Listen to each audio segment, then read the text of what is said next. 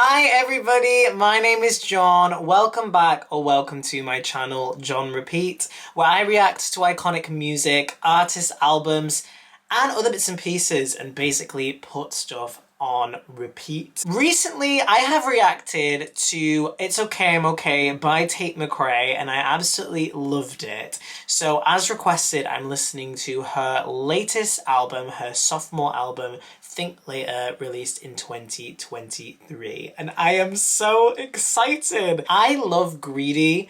I love It's Okay, I'm Okay. I think this girl is gonna just be mega, even more mega than she is already now, so I'm so excited to just look into it more. If you don't know who Tate McRae is, she's a Canadian singer from Calgary in Alberta. She has basically taken the world by storm. She's only 21 years old, I think, and she is killing it. She's a dancer, she's a performer, she's an amazing singer, and I just can't wait to react to her album. So without further ado, let's start. The first song I'm gonna listen to is Cut My Hair. Ooh.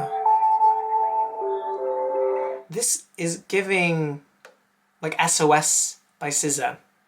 That sort of genre. I know she's dipped into R&B. It sounds very much of that similar sound.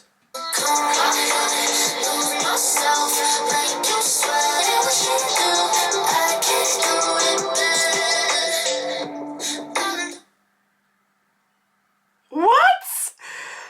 Okay, so this is going into the territory of, you know, like Taste Sabrina Carpenter, like anything you can do, I can do better. I mean, it's so common in relationships, if you're going through a breakup, if you're going through a tumultuous period, to change your hair. If any of your female friends cut their hair or dye their hair, it's a huge sign of there being this change. We can all relate to that, wanting to just escape yourself and go back to the person you were once with.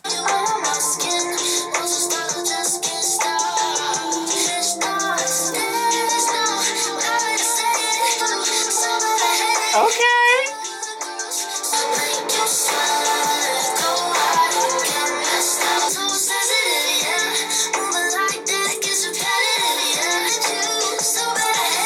There is this need to reinvent yourself after a relationship and reevaluate your identity, and she's grappling with all of that.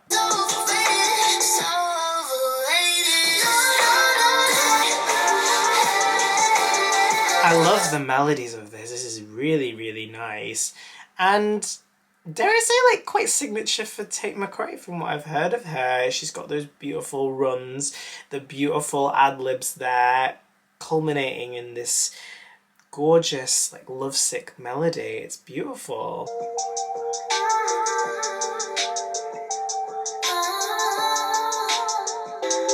Wow, I love that run. It's absolutely gorgeous. So the next song I'm going to listen to is Greedy. Obviously, I've heard this before.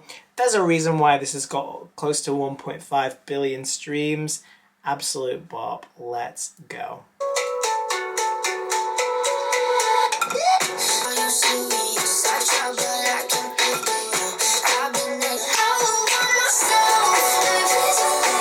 I would want myself, girl. This is, she's saying, like, absolutely you would want me. Absolutely.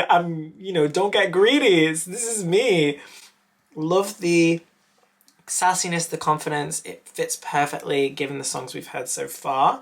I love it as well. He said, are you serious? I'm trying, but I can't figure out. I've been next to you all night and I still don't know what you're about. She's an enigma.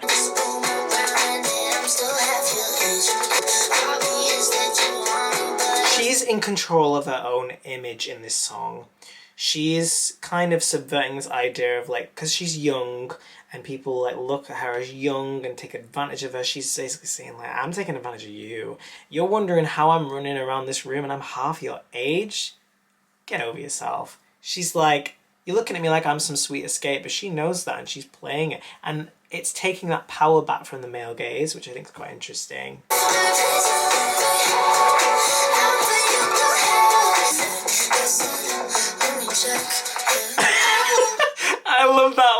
well. It's like, drive me so crazy. Did you know that you have that effect? I said, let me check. Yeah. It's like, obviously. Love that energy. I want to exude that all day, every day. Love that so much. She's a femme fatale and we love to see it. So the next song is Run for the Hills.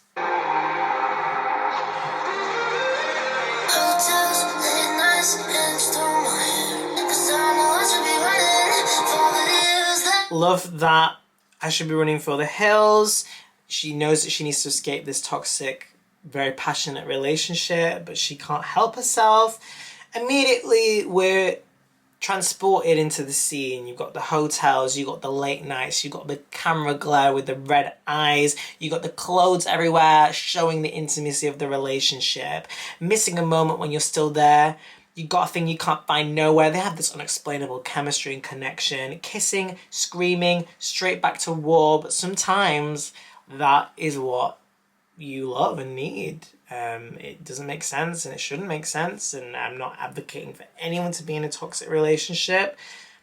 But sometimes I know it myself, when you've just had an argument with somebody and you're making up, it's intense. So you get it, girl. But be safe. Yes!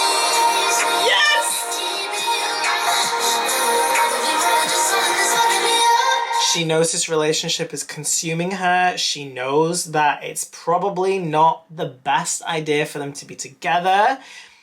She feels like he's stringing her along. She knows that he's not the one, and she thinks that he knows that she's not the one. But they've just got this really fucked up, strong connection. And I love the melody of this chorus. It's great. It cuts her, showing how the deep wounds that she's getting from this relationship. It's dangerous. I love that line because of the way that the scale is. It's so satisfying to hear. She is somebody, from what I can surmise from the lyrics, that she gets very lost in a relationship. And those boundaries that she originally has, they end up getting blurred in these relationships. And this specific person, she feels kind of taken advantage of, but she has this strong, deep connection with him. I assume it's him. And again, I like that, like the heels at the side of the edge of the bed. Again, it creates that visual in your mind, which you can anchor into the real world.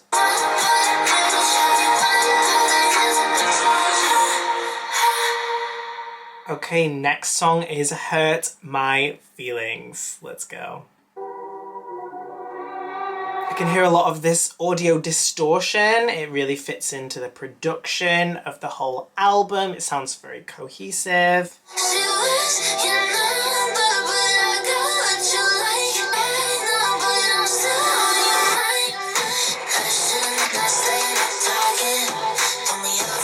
I'm obsessed with this girl.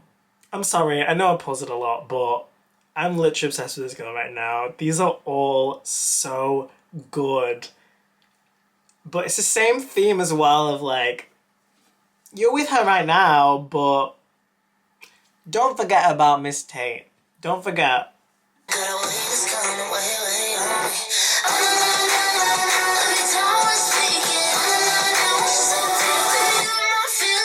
So I love the oh na na. And that repetition of those notes, like it really is so catchy to hear. You miss an earworm, you immediately have that in your mind.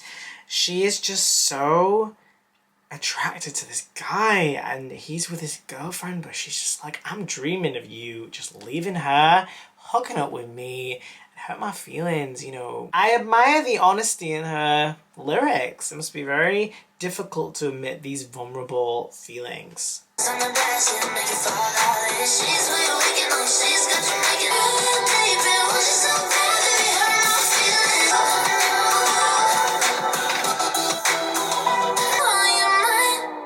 Okay, so the next song is Grave.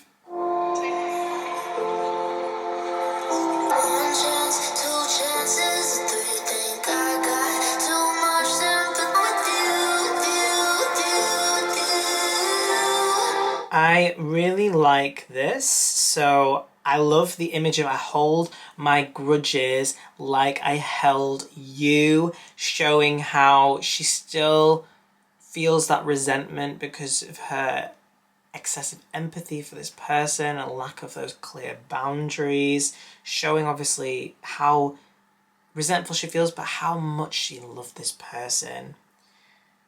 She's betrayed herself in this relationship. One chance, two chances, she's given him so many chances to change his ways. I love that. You can only dig the grave so deep before you start to take me down with you. There's only so much disrespect and bullshit that you can tolerate. And ultimately, you don't want to be in the muck with somebody else. You want to be surrounding yourself with people who lift you up, who support you. And she's kind of getting that now. So there's clearly a double standard there. She can go out, he's calling her all the time. He goes out with the boys when she calls once. You know, there's a double standard there. And maybe she's kind of understanding that the way that she approached the relationship was from a perspective of neediness and from a perspective of like needing that love from the other person and kind of living in her imagination. You should only want to be with somebody who wants to be with you. And it's easier said than done. Often, we just live in our imaginations and think of this ideal love that just isn't there. I've been in this situation myself where I've been really infatuated with people and that was just all in my mind and there was nothing tangible to cling on to in reality. She's kind of coming to her senses, which is a great arc of this album so far.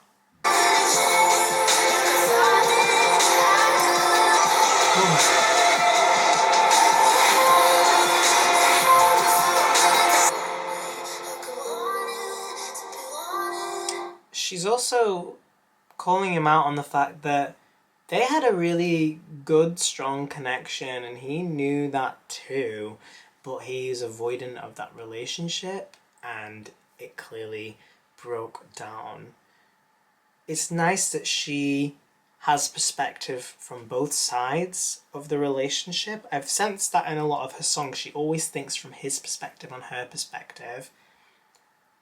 But she's understanding that both his lack of commitment and her excessive lack of boundaries contributed to this failed connection.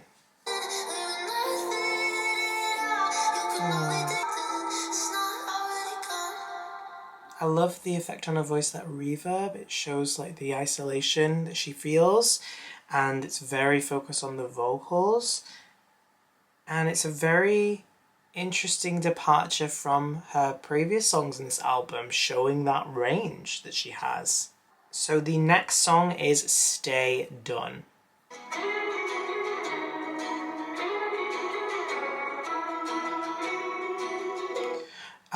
This sounds like Nobody Gets Me by SZA. I'm going to have to react to SOS because I love that album and I would love to do it on one of my videos. It's very similar to that.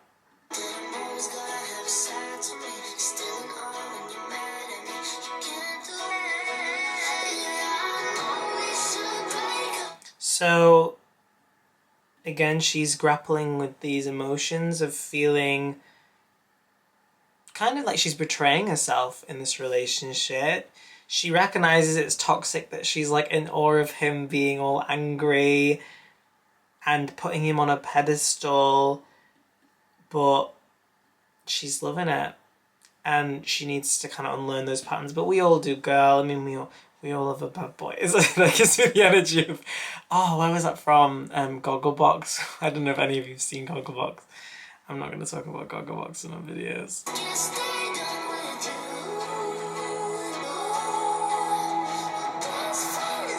Woo! Love the vocals. I like some of these lines. We're best friends and enemies, that juxtaposition there. We're good till you're dead to me. It shows the tumultuous relationship and all of its highs and lows. She's also saying, like, when I take off my makeup, when I'm at my most vulnerable, when I've not got this face on for the world, I want to wake up with you. I want to share these really vulnerable moments with you. And I get it, girl. So there's been clearly some cheating going on, some disrespect in the relationship.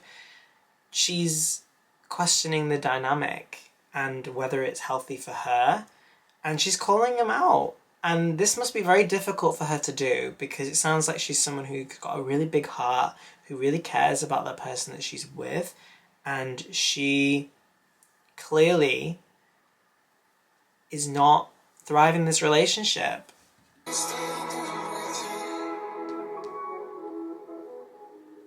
Okay, the next song is Exes. Let's hit it.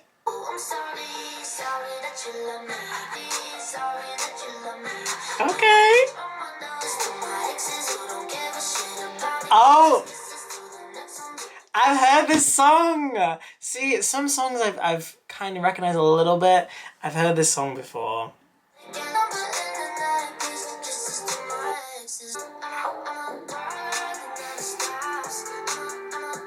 She's really showing us like her fickle nature, how she changes up in her mind. I like that simile, like it's origami. That's really fun. It shows that she's changing it up. She's folding all the time, changing direction. She doesn't know what she wants. I love kisses to my exes who don't give a shit about me. She's self-aware. And we love that for her. I love how she keeps their number and their necklace. It's almost kind of like she's like collecting trophies from these relationships. And, you know, you become really desensitized to that, especially when you're in the dating scene. I myself know it can be so fucking annoying dating and meeting all these guys, and then, you know, they're not where you want to go and all that. So it's a very relatable experience.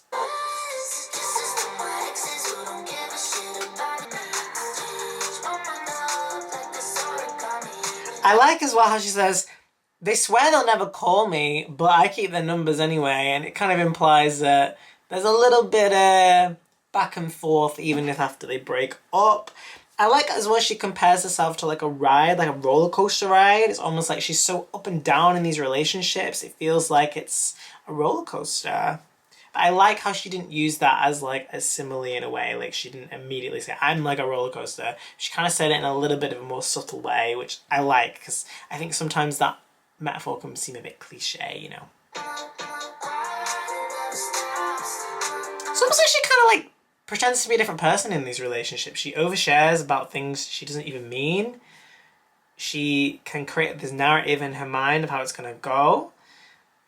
Make another promise. She overpromises. I don't ever know what I want, but that's what you want. Some people love that ambiguity in relationships. It allows them to get away with shady shit. That's why it's good to go into a relationship knowing exactly what you want. Or at least having strong boundaries. Ooh, yes!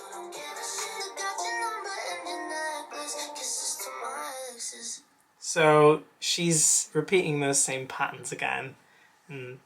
I love it. I love that self-awareness, and it's such a pop. So the next song is We're Not Alike.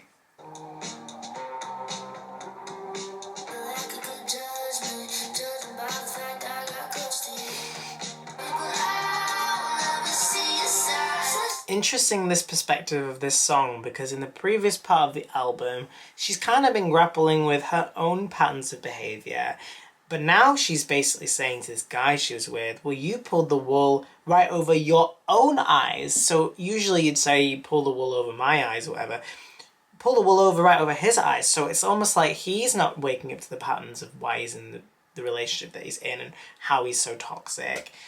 So this album's great because it really kind of puts a spotlight on the relationship and the different sides of it.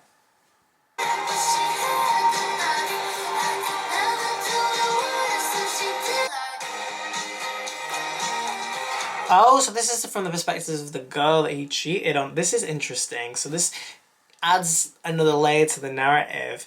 So she's not actually, I was incorrect, she's not actually talking about him, she's talking about the other woman and saying we're not alike at all. Sometimes when someone cheats on you, it can be even more hurtful when you're not alike at all. So it's almost like she's kind of playing on that difference and really highlighting that difference, which can make the hurt stand out even more.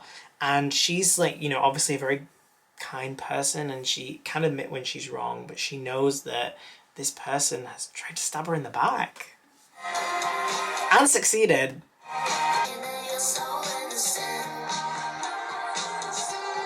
Ooh, I like that allusion, like you're not innocent. It's almost like a Britney reference. She's like, I'm not that innocent. It's kind of like that allusion to that, maybe. I don't know. Ooh. So we're getting more details about this cheating twice. Oh my god.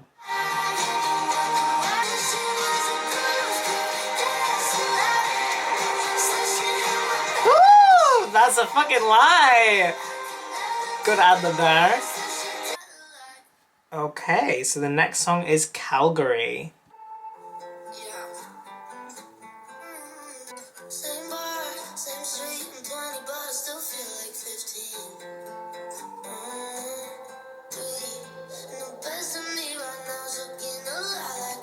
She feels like she's in a very tumultuous period in her life.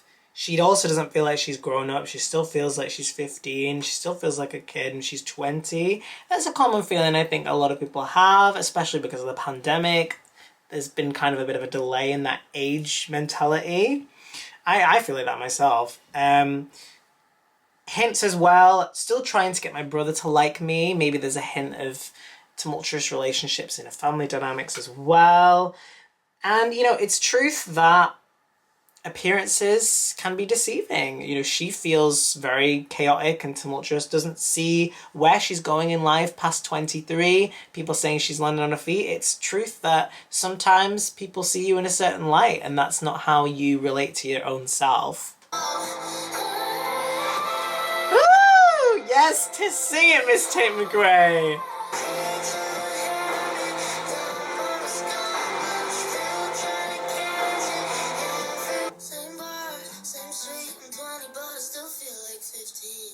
I like how that line ends. It's very blunt in the way that it ends there. In life, life goes so quickly, and life is ever changing. And there are moments in time that we revisit in our mind, and that nostalgia. It just feels like for Tate, her life has just sped up so quickly. And she's growing up, and she just still doesn't feel like she is, and she's revisiting that old bar, the bar, same street, and it's like when you go to your hometown and you see all the buildings you used to walk past to school every day, or you used to go like to the bar with your friends, and everything changes, and she's still stuck in that period. She's in a really interesting phase of her life where she's grappling with all of this. So I think, again, that's a very common thing that people do feel, especially given the pandemic. So the next song I want to listen to is Messier. Let's go.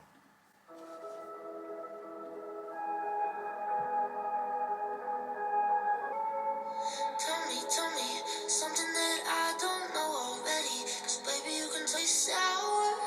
And you look me straight into my eyes, say that you're. Is that kind of like a kind of allusion to Sour, like the Olivia Rodrigo album? Maybe, or maybe not. I don't know. It just, you know, makes sense to kind of allude to your contemporaries in music, I think, anyway.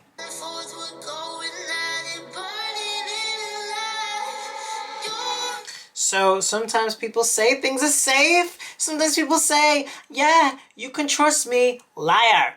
Liar. Happens all the time. And, you know, she's recounting this very vulnerable moment with this ex or this partner. I don't know if they're broken up by now or not. Which one of us is going to cry? It seems like a very negative space to be in. Burning alive, you got the imagery of the burning, you know, the all-consuming passion and fire, but it also being so destructive. And you're the only one who can boil my blood. Like, very visceral feelings, very painful feelings that she's trying to convey.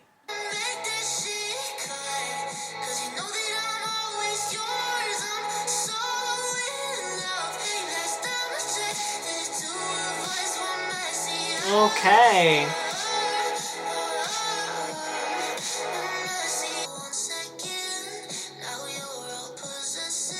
He's just as bad as her.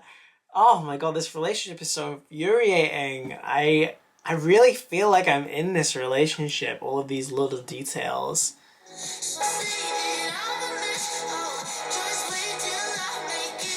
Also, so true, mums always know. Well, not every mum. I mean, some mums are not great, but like, I mean, from my perspective, my mum always knows when things need to change. She's very astute, and I like how she's juxtaposing this messy, toxic, very visceral love with that intuition from her mom. It provides this kind of contrast.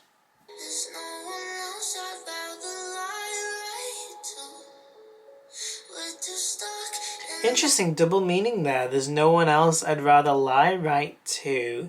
It's like there's nobody else that she'd rather lie next to and lie with and have the toxicity with, but also the love. Love the beat. The beat is giving like old school Robin energy, I would say.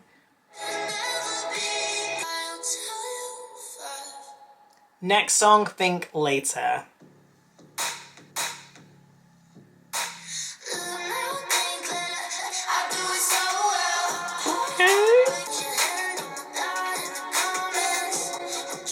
There's this sample, a popular song. I recognize this melody. It sounds very familiar.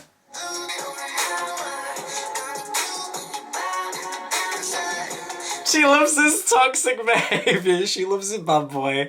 She's like so cute when you're bribing the bouncer, and she loves like that push and pull in the relationship.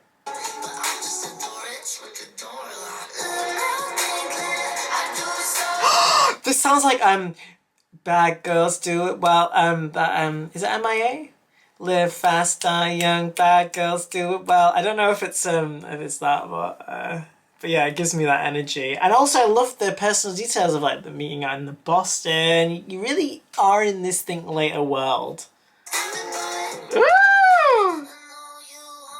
Oh, I love that. Give me a beating heart. I'll stop it, boy. She knows she's got it. Also interesting, this is obviously the track that the album's named after. So this really encapsulates the relationship that's really defining her life currently.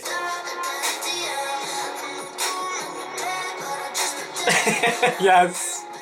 You don't pay for food and drinks, girl. You Tate motherfucking McRae. Yes. Ooh, next song, Guilty Conscience.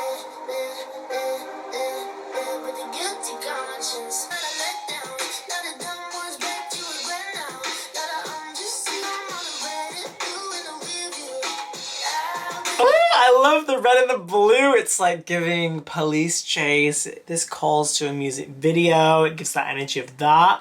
A lot of Don't Trust You on the Weekends. I like that repetition of the lotta. She's basically like, a lot of dumb words I bet you regret now. A lot of your mistakes that I'm going to list out in this song for everyone to hear. Yes, girl. And also hiding pictures you're receiving. He's doing a little bit of text in there.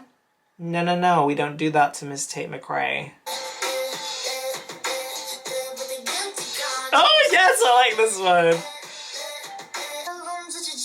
Oh, wow. So she's now the Lotta reveals a lot of information about his actions, which is a great way of giving his exposition. She's talking about the hotel rooms. She knows he's been cheating.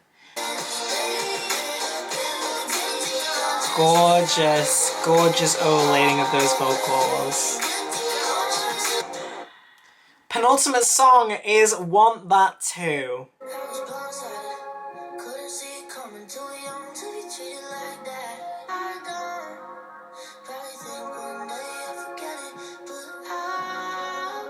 I like the I don't, I won't. It's that similar, that's rhyming, but it's repeating that line in different ways. She's again using this knife as a metaphor for the backstabbing, blindsided, love that word, couldn't see it coming, too young to be treated like that. She still feels like she's 15. You were on something, cut me down to nothing. And again, it's that cutting image. That's something that's like a motif that I think runs throughout this whole album, the knife and the cutting and these very visceral feelings. Wow. I know I pull myself together and you come out the blue. There's always those some people, when you're in a good place, when you're feeling just in a good place in life, they come over and they ruin it for you. I don't know if she's singing about a man or if she's singing about like the girl they cheated on or whatever, or like a friend, I don't know. But there are people like that who, they see you happy, they get jealous, they want that from you, and they sabotage you.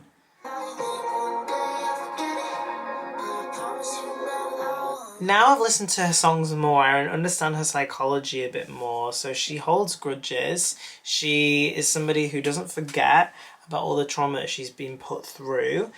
She can get really resentful. And I'm not waiting for your call, but I know you will.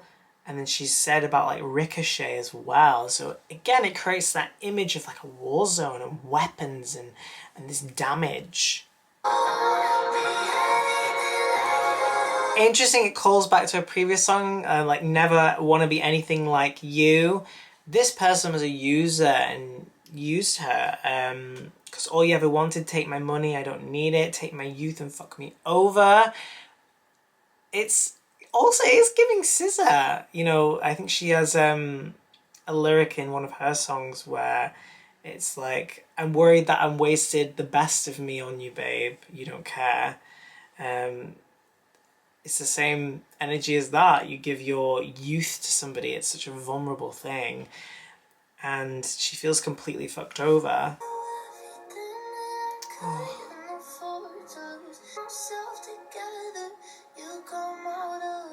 I love the guitar there and the stripped back vocal.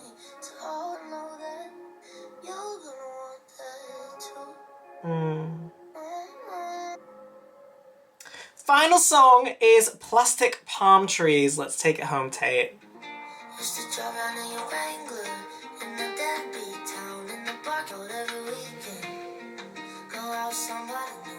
So immediately this song, she has a contrast between these two experiences. So the first one's very hometown, round in the Wrangler, deadbeat town, Calgary, place that she does love, she does harken back to a lot. In the parking lot, we would talk about all the drama, had nothing better to do. And now she's got this busy life. She's going with new friends to the party downtown. Liquor running out. Every weekend, go out somebody new. You could say that all my dreams come true. I think it also alludes to like, you know, like Britney Spears' Lucky, where she's like, she's so lucky she's a star, but she cries in the night. If there's nothing missing in my life, then why do these tears fall at night? It's kind of a similar thread as that, I would argue. I can see why she gets a lot of Britney comparisons. Yes.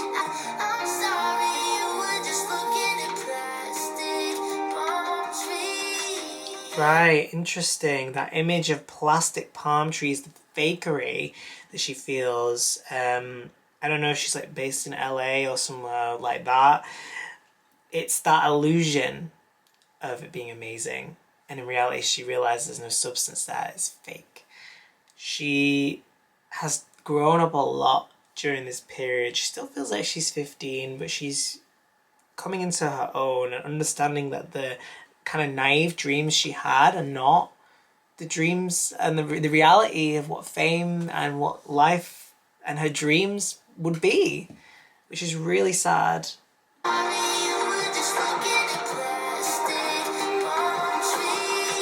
She's kind of like grieving this friendship, it sounds like. Didn't know you need a motive to keep a friend around. To find a boyfriend who doesn't mess around.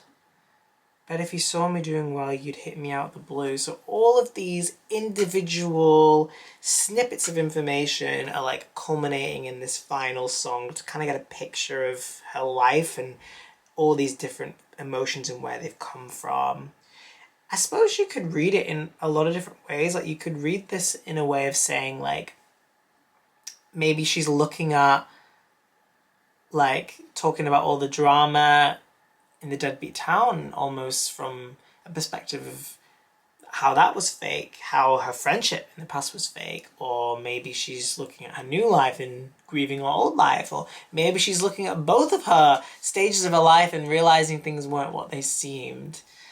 Very interesting. Woo! I love the call echo there. So interesting. The album, I didn't see it going this more acoustic guitar route from the beginning. She's obviously had that bravado in the beginning of this album, and then throughout, she's kind of getting in touch more with these vulnerable emotions, and it's ending on her thinking about her life and recontextualizing everything. But yeah, that was it. That was my reaction to Think Later by Tate McRae. What did you think about this album? What do you think about Tate McRae? Let me know in the comments below. If you like this, please subscribe to my channel. It means the absolute world. And it shows me that I'm doing a good job and it really supports me. And yeah, if you have any more suggestions, let me know in the comments. And thank you so much for listening. I'll see you later. Bye.